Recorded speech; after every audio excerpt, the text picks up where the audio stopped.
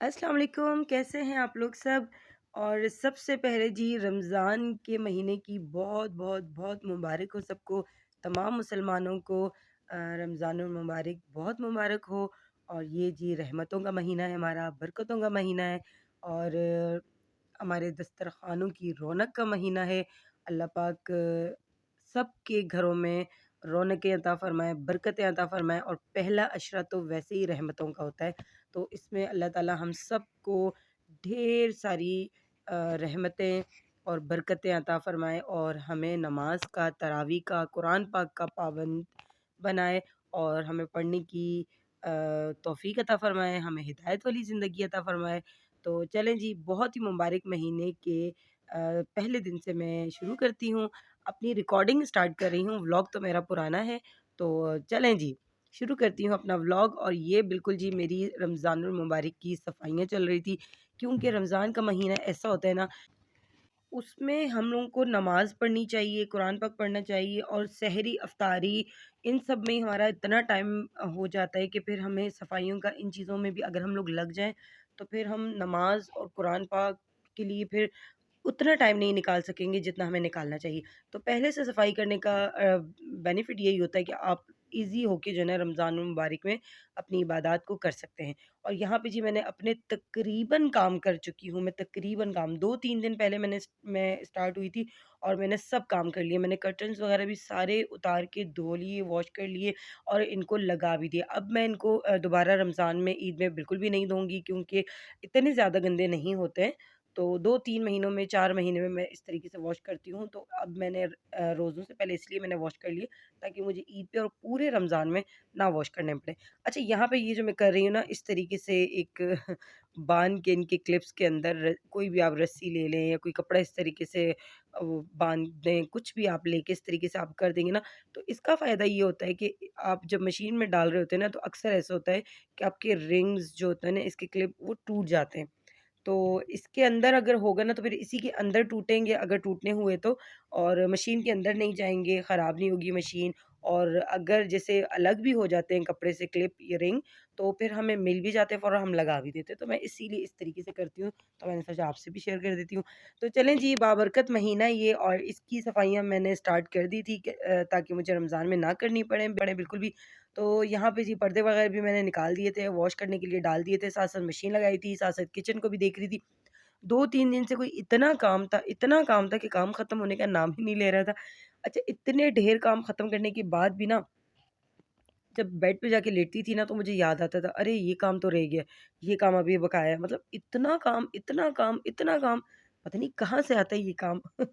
और चलें जी, उसके बाद ये मसाले मैंने आपको जैसा कि बताया था, मैं इम्तियाज़ से भी लेकर आई थी और वो मैं मेन मसाले लाई थी, लेकिन ये मेरे बड़े इम्पोर्टेंट मसाले होते हैं, जो कि मैं बने हुए और अपने सामने बनवाती हूँ। और ये मैं लेकर आई थी कीमा मसाला, चार गोश्त मसाला, सालन मसाला, कश्मीरी मिर्च और 1-2 और मसाले थे। ये सब मैं लेकर आई थी। अच्छा, कश्मीरी लाल मिर्च में ना मेरे इससे पहले जब मैं लेकर आई थी, तो इसके अंदर ना वो जो छोटे-छोटे जो इसके अंदर डल जाते हैं ना कीड़े जो होते हैं, तो वो डल गए थे। तो मैंने दुकान वाले भाई से पूछा था, मैंने कहा भाई मैंने इसके अंदर हर टोटका आज़माया है, मतलब कहते हैं लौंग रखो और वो जो पत्ता होता है, इसका क्या नाम है गरम मसाले का, वो रखो, पता नहीं 1-2 चीज़ें और हैं रखो, नहीं डलते कीड़े, बट फिर भी डले। मैंने हर चीज़ वो की ट्राई की। तो फिर उन्होंने मुझे बताया, बोला बाजी आप सारे मसाले ना जितने भी ऐसे हों जो आप ज़्यादा क्वांटिटी में लेती हैं, और अगर वो महीने से ज़्यादा अगर आपको यूज़ करना होता है, तो उसको आप जो है ना फ्रिज में रख दिया करें। कभी भी इसको कीड़ा नहीं लगेगा, ख़राब नहीं होंगे। तो मैंने कहा अच्छा, ये चीज़ तो मेरे माइंड में थी नहीं। तो इसीलिए मैंने सबसे पहले कश्मीरी लाल मिर्च, एक तो महँगी बहुत ज़्यादा है भई, काफ़ी एक्सपेंसिव है। तो और मुझे तो बहुत पसंद होती हैं, जैसे निहारी और इस टाइप की चीज़ें जब बनती हैं, तो बढ़िया काम आती है ये। तो इसीलिए फिर मैंने इसको डाला और फ्रिज में रख दिया। और उसके बाद जी यहाँ पे ये देखिए, अब मेरे कर्टन वॉश हो भी गए थे, अब मैं इनको लगा भी रही थी। अच्छा, आयरन वगैरह करने की ज़रूरत नहीं पड़ती, क्योंकि ये ड्रायर से निकले हुए हैं, तो इसको मैं लगा दूँगी और खुद ब खुद ये ठीक हो जाएँगे। इनकी वो जो है ना सारी सलवटें और ये सब चीज़ें, क्रीज़पन जो होता है वो ख़त्म हो जाएगा। तो यहाँ पे ये देखें जी, सारे कर्टन सब कमरों के लग चुके थे, एक-एक करके मैंने हाथ के हाथ लगा भी दिया था। अच्छा, ड्रायर का यही फ़ायदा होता है, ड्रायर से कपड़े निकालें और हाथ के हाथ आप लगा दें। मैं अपने अबाया वगैरह धोती हूँ, कर्टन्स धोने होते हैं, टॉवल्स वगैरह होते हैं, सब चीज़ें फ़ौरन जो है ना अपनी-अपनी जगह पे लग जाती हैं। और यहाँ पे ये देखें जी, कि बड़ा जल्दी-जल्दी ये देखिए अभी चुटकी बजाई मैंने और ये लग गए और इन इस चुटकी बजाने-बजाने में और ये सब फ़ौरन लगने में और ये सारी सफाइयों में 3 दिन मुझे लग गए थे। और उसके बाद जी अच्छा 3 दिन लगे या 4 दिन लगे, जितने भी दिन लगे हमारे लिए ही फ़ायदा होता है, अपना ही काम आसान हो जाता है। अच्छा जी, अब आ जाती हूँ मैं किचन की तरफ और अभी भी मेरी मशीन लगी हुई थी, ख़त्म नहीं हुई थी, तो मैंने कहा चलें साथ-साथ ये काम भी सँभालती हूँ मैं। अच्छा लेमन मैंने यहाँ पे मँगवा लिए थे थोड़े से ज़्यादा क्योंकि लेमन आपको पता है रमज़ानों में ज़्यादा चाहिए होते हैं और लेमन जो है ना वो अक्सर ख़राब हो जाते हैं। चाहे आप जितना भी इसको अच्छे से सँभाल लो, टिश्यू में रैप कर लो, लेकिन फिर भी थोड़ा बहुत इसमें ना हो जाता है ख़राब। तो मैंने कहा चलो इसको फ्रीज़ कर देती हूँ मैं। अच्छा इसमें बहुत सारी चीज़ें ऐसी हैं जो मैं भी आपको बताऊँगी जो मैं क्यूब्स में रखी है मैंने जितनी जैसे अदरक, लहसुन, चटनी और इस तरह की चीज़ें, वो मैंने पेस्ट बनाकर भी फ्रिज में रखा है। और ज़्यादा क्वांटिटी की चीज़ें थी तो उन्हें मैंने इस तरीके से क्यूब्स में डाल के रख दिया। अच्छा क्यूब्स में डालने का फ़ायदा ये होता है ना कि चीज़ एक तो ख़राब नहीं होती, फिर आपका दिल करे ना आप उसे यूज़ कर सकते हैं, यानी कि महीने बाद, डेढ़ महीने बाद, इस तरीके से तो फ्रीज़र हुई हुई चीज़ ख़राब नहीं होती है। तो यहाँ पे मैंने लेमन को जगह पे लगा दिया था और उसके बाद जी अब मैं अदरक लहसुन पीसूँगी, तो मैंने यहाँ पे अदरक लहसुन भी छिला हुआ मँगवाया था और इसके अंदर मैं थोड़ा-सा नमक डालूँगी, ऑयल डालूँगी, थोड़ा-सा पानी डालूँगी और इसको मैं अच्छे से ग्राइंड कर दूँगी। ये देखिए, ये मैंने चुटकी बजाई और ये ग्राइंड हुआ हुआ निकल गया, ठीक है? तो ये बस चुटकियाँ बजा-बजा के आपने काम करना है ताकि आपके घर वाले भी परेशान हो जाएँ, ये पागल हो गई, क्या हो गया इसको? तो चलें जी यहाँ पे ये भी रेडी हो गया था, अब मैंने इनको क्यूब्स में डाल दिया। अच्छा पेस्ट भी मैंने अभी ही बनाया था वो वाला जग जो मैंने पेस्ट बनाया था तो वो मैंने फ्रिज में रख दिया जार में डाल के और ये जो मैंने दूसरा जब इसको मैंने पेस्ट बनाया था तो इसको मैंने क्यूब्स में डाला क्योंकि ज़्यादा था, तो कुछ मैंने क्यूब्स में किया, कुछ मैंने डायरेक्ट जो है ना फ्रिज में नीचे ही रखे ताकि जो है ना मुझे ऊपर से फ्रीज़र वाला अगर नहीं चाहिए हो, तो मैं डाल सकूँ। और यहाँ पे जी अदरक लहसुन भी हो गया था, लेमन भी हो गया था। अब मैं आगे आपको चटनी की रेसिपी बताऊँगी। अच्छा ये वाली जो अभी चटनी की रेसिपी होगी ना, इससे ज़िंदगी आसान, समोसे खाना आसान, रोल खाना आसान, पकोड़े खाना आसान, हर चीज़ खाना ईज़ी हो जाता है। तो ये देखें जी सब क्यूब्स में चीज़ें डल चुकी थी, उनको मैं साथ-साथ साइड पे लगा रही थी क्योंकि क्यूब्स भी मेरे पास ज़्यादा नहीं थे, तो इसीलिए जो है ना फिर वो मुझे वेट भी करना पड़ रहा था उनके फ्रीज़ होने का और उनको निकालने का। तो यहाँ पे जी मैं पुदीना डाल रही हूँ और ये मैंने 2-2 गड्डियाँ ली हैं क्योंकि ज़्यादा बना रही थी मैं चटनी, तो आप अपने अकॉर्डिंग भी ले सकते हैं। सिंपल सी चटनी बहुत ही मज़ेदार सी बनती है, बस आपने ये वाली चटनी बनानी, घर में ही दही बनाना है और मज़ेदार सी आपकी चटनी रेडी। धनिया लिया है, पुदीना लिया है और इसको अच्छे से आपने वॉश करना है, ड्राई करना है, पानी की क्वांटिटी बहुत कम रखनी है आपने। इसमें मैंने थोड़ा-सा लहसुन, थोड़ा-सा अदरक, लहसुन आई थिंक मैंने 6 से 7 जवे लिए होंगे, अदरक मैंने 2 टुकड़े लिए, मिर्चें भी आपने कम ही रखनी है क्योंकि रमज़ान है, तो ज़्यादा स्पाइसी ना रखें। मिर्चें भी मैंने सिर्फ 5 से 6 अदद ली और इसके अंदर मैंने डाला है ज़ीरा और बस इसके अंदर थोड़ा-सा पानी डालूँगी मैं कि जो ये ग्राइंड हो जाए। ज़्यादा आपने पानी नहीं डालना है, कोशिश करना है कि आप बहुत कम पानी डालें। चुटकी बजानी है और पेस्ट तैयार। और उसके बाद जी अब मैं इसको डायरेक्ट क्यूब्स में नहीं डालूँगी क्योंकि अभी मेरे पास क्यूब्स फ्री नहीं थे, तो इसको मैं वैसे ही जार में रख दूँगी।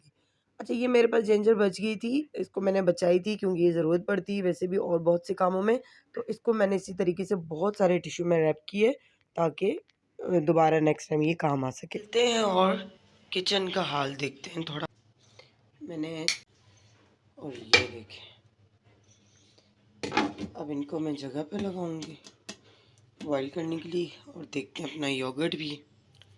अब सूरत हाल देखेंगे भाई योगर्ट की, तो ये एक हमने हटाया और ये चीनी वाला भी हटा दिया एंड देन इसको आगे करेंगे। रुके मैं बंद करती हूँ फिर आगे करती हूँ।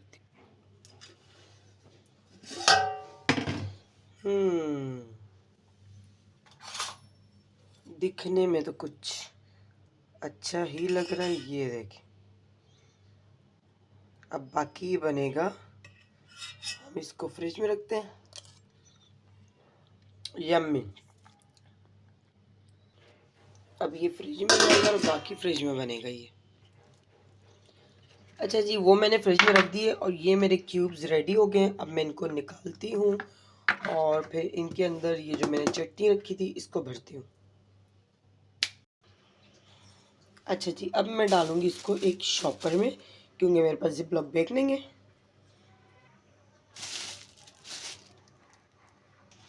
और ये है लेमन, ये भी मैं इसमें डालती हूँ। अब ये चटनी जो है ना वो मैं इसमें डालूँगी, ठीक है। और फिर इसके बाद इसको भी मैं फिल कर दूँगी। ये भी रेडी होगी, इनको भी हम रखते हैं अभी फ्रिज में।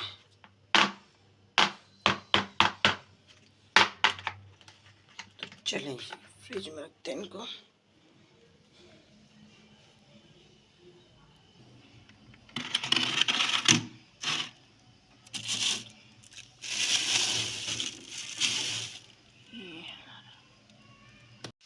फर्स्ट टाइम मैंने इसके अंदर चने बॉईल किए। अब ये सिचुएशन हो रही है, मुझे समझ नहीं आ रही है कि ऐसा ही होता है कुकर का हाल या मेरे साथ ऐसा हो रहा है। प्लीज़ मुझे ज़रूर बताइएगा। मुझे समझ नहीं आ रही कि पहले ही बंद कर दूं या क्या करूं मैं। काम काम काम पेस्ट वगैरह बनाने के बाद, चटनी वगैरह बनाने के बाद, ये नेक्स्ट डे का मैं आपको सब बता रही थी। मैंने छोले वगैरह भिगो के रख दिए थे और उसके बाद जी ये मैंने बॉईल करके रखे थे, तो मुझे बड़ा ही डर लग रहा था। मैंने फर्स्ट टाइम जो है ना छोलों को कुकर में बॉईल किया, तो इतना कोई मुझे डर लग रहा था, मुझे समझ ही नहीं आ रही थी कि कितने मिनट रखूँ, कितना कुक करूँ। इतनी ज़्यादा स्टीम निकल रही थी, इतना नीचे मैस हो गया था, लेकिन शुक्र हो गए थे कुक। लेकिन बड़े एक्सपीरियंस वाले हुए थे। और उसके बाद जी उनको भी मैंने ठंडा होने के लिए रख दिया था। और उसके बाद एज़ यूजुअल जी आपने ये पैकेट फेंकना नहीं है, इसके अंदर से एक-एक कतरा आपने जो है ना सँभाल के रखना है, अपने पतीली में डालना है, ज़रूर ज़ाया नहीं करना है। और उसके बाद जी फाइनली मेरी बॉटल से ये वाली जान छूटी और मैं न्यू ऑयल बॉटल ले आई थी, तो उसी को रिफ़िल्स कर रही थी मैं। ये मैं धो के मैंने रख दी थी, मैंने शॉपर्स के अंदर ही रखी थी, ताकि जो है ना फ़िलहाल डस्ट ना लगे। तो बस पहले मैंने ऑयल बॉटल फ़िल की, उसके बाद मैंने स्प्रे बॉटल फ़िल की। साथ-साथ ये सारे काम जो है ना हो रहे थे। ये नेक्स्ट डे का मैं आपको बता रही हूँ, यानी कि 3 डेज़ का ये मैं आपको बता रही हूँ। तो बस चलते ही जा रहा था, चलते ही जा रहा था, चलते ही जा रहा था, काम हो ही जा रहा था, हो ही जा रहा था। और उसके बाद ये अब मैं ये जो बना रही थी, ये मैं समोसों की फिलिंग बना रही थी।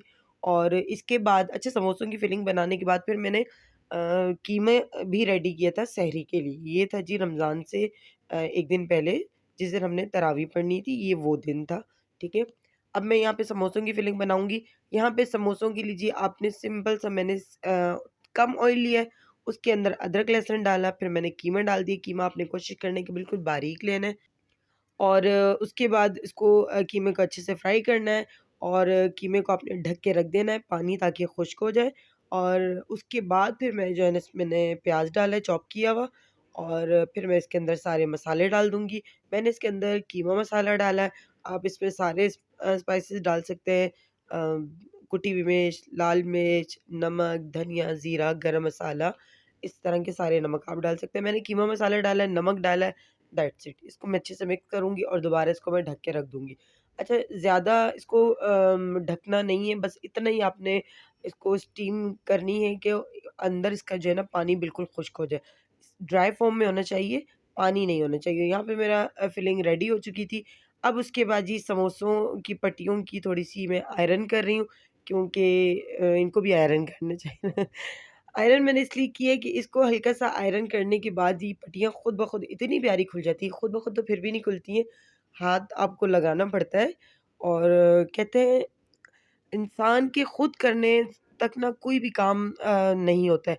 अब कंप्यूटर कितना जदीद, इस दौर का कितना एक जदीद आइटम है ना, कितनी एक मतलब कंप्यूटर हमें कहाँ से कहाँ पहुँचा देता है, लेकिन फिर भी वो एक इंसान का मोहताज रहता है एक बटन के ऑन ऑफ पे।